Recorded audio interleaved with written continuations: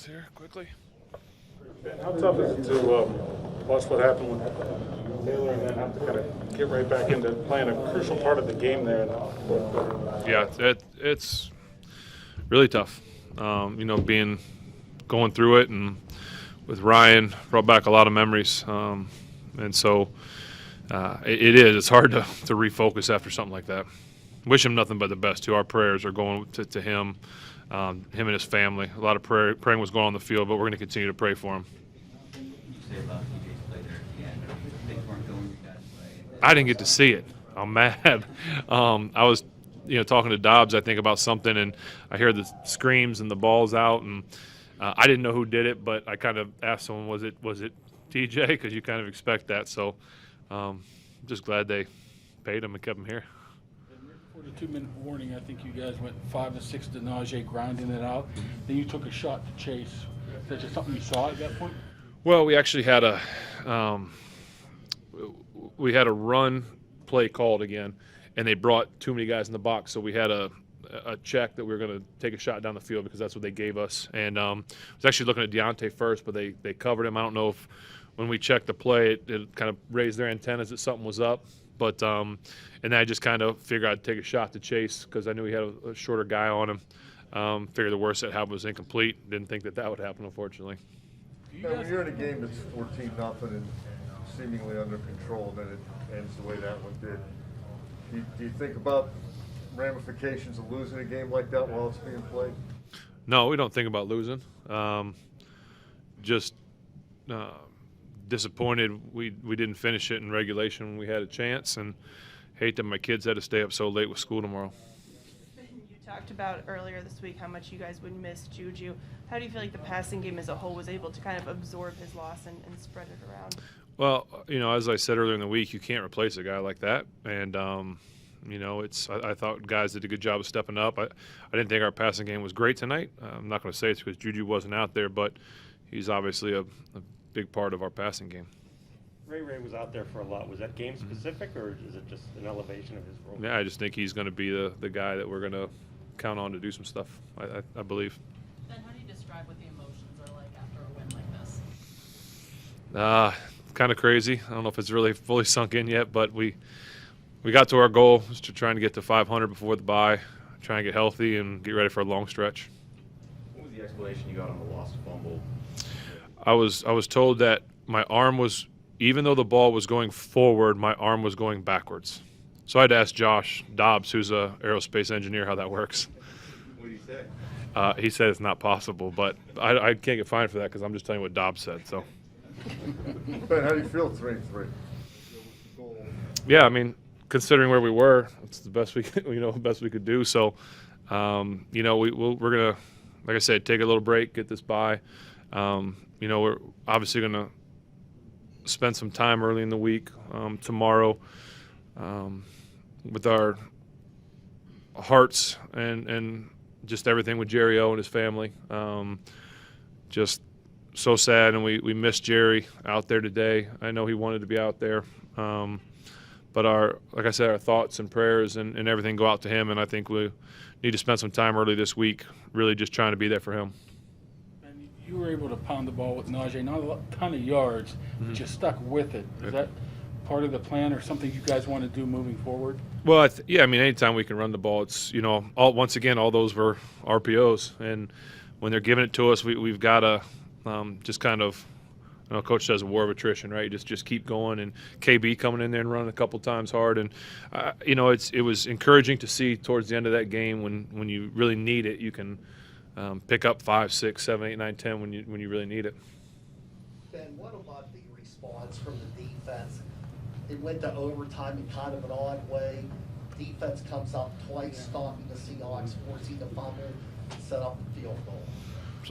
It's awesome. It's what we expect from them. That's why we think they're the best in the business. Like I said, we hate that it got to overtime, and then once we get the ball, we'd like to go finish the game. And unfortunately, we didn't get to offensively, but our defense came up with a play when we needed to, and Boz iced it like we expect. You guys got some points the last couple of weeks, started running the ball better. You feel like you're figuring some stuff out? I think so. I think there's some cohesiveness. I think there's some understanding. we'll see where it goes though. We haven't. It's not like we've solved anything, but we're making progress. Is this offensive identity something that's still evolving, or do you feel like 6 weeks in you guys have figured out what you want to be, or at least the direction that you want to go? I don't know. I don't think we're there yet. I don't know how to answer that. Sorry. Ebron's touchdown, is that a play where that would have normally been Juju, or is that something you've had in for him as well? I think it would have been whoever the personnel grouping was, and they were jamming the box, and so we gave it to him, and he made a great play. Anyone else? All right. Cam Heyward, podium one.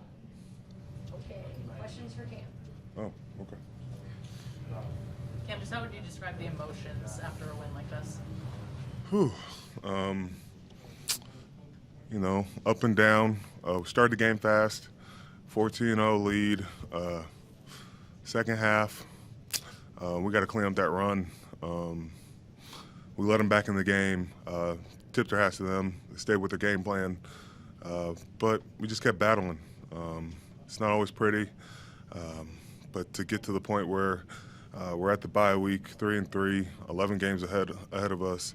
Got to get some guys healthy, and that's all you can ask for right now. We know we're not a perfect team, but who says we have to be perfect? We just got to get the W's. It looked like they were running some similar stuff in the run game in the second half. Is that true? Yeah.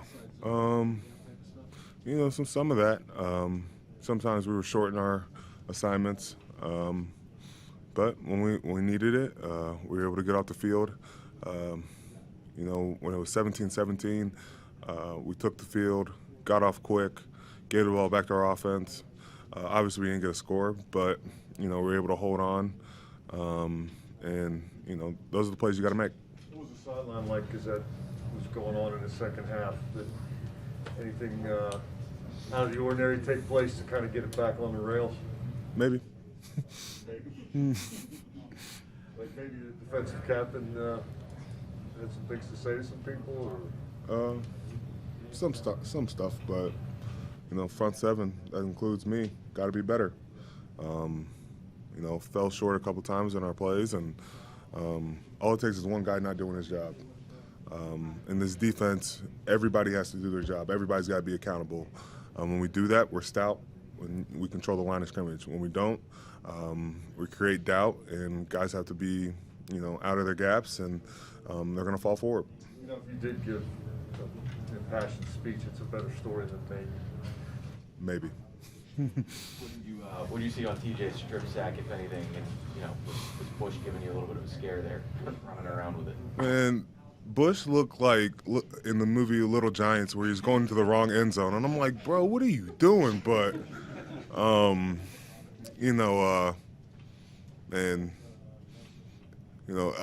I loved the fourth quarter and the overtime by TJ. All game he was like, man, I'm just not hitting home. And, I was just like, it's going to come. Just keep staying after it. You're going to be great. And when we needed it the most, he made his plays.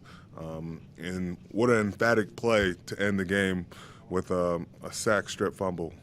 We needed it, and he's a hell of a player.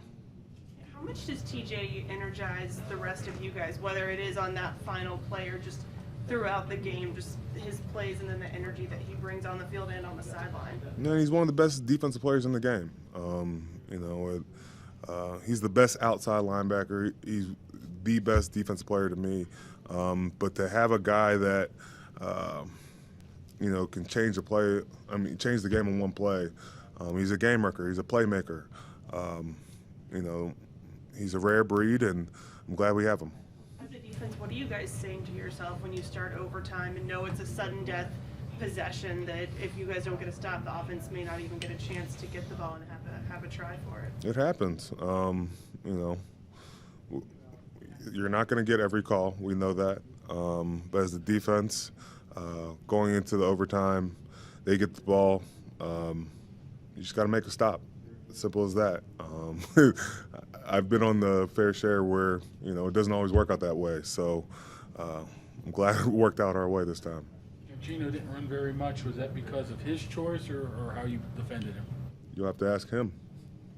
You feel like you had him contained for the most part? For the most part, I thought we did a good job. But, they stuck to the running game. All week we had talked about if we stop the run, we're going to be able to get after them. In spurts we did. But, we needed to continue to do that in the second half. And once we didn't, it kind of, the wheels fell off a little bit. Did you feel like they ran against base or sub, or it didn't matter if you were in when they were rolling? I could not tell you off the top of my head right now. It was a long game. But, there's stuff we got to clean up. And the bye will give us the time to look at this. Cam 60 sacks tied you with Joey Porter. What's that mean, especially as a guy that, especially early in his career, didn't really get to rush the passer?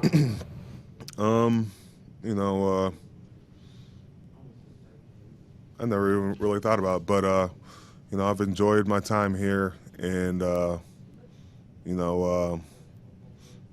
it's not just me getting those sacks. There's a lot of people that have helped me get those.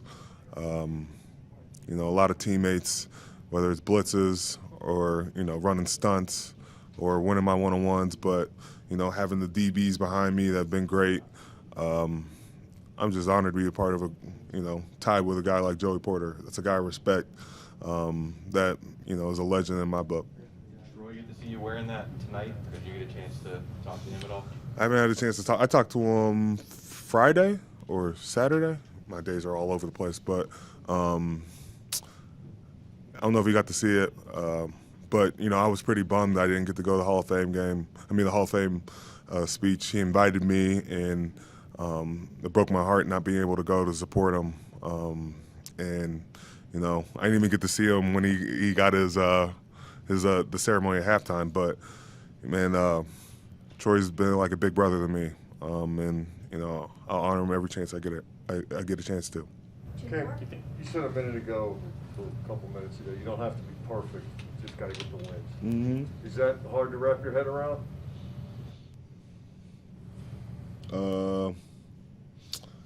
It's hard to wrap my head around it now. In practice, it will be even harder because you got to strive for perfection. I know that we're never going to be perfect, but we can work towards perfect. I understand we're not a finished product, and I think we're going to go through some growing pains, and we're not going to be perfect, but let's work towards perfect. You played with Troy. Was TJ's play tonight a Troy-like play in terms of the magnitude, coming up with a big play when you needed it? That seemed to be what he did a lot in his career. Yeah, but it was different. Troy's plays were like all over the place, where it'd be like catch the pick, zigzag back, touchdown, or the flying squirrel going over the top of a pile. And TJ's game is very reminiscent.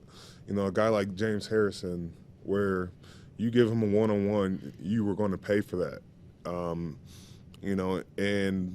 the thing I love about TJ, he just kept beating at the door, and then finally he got through.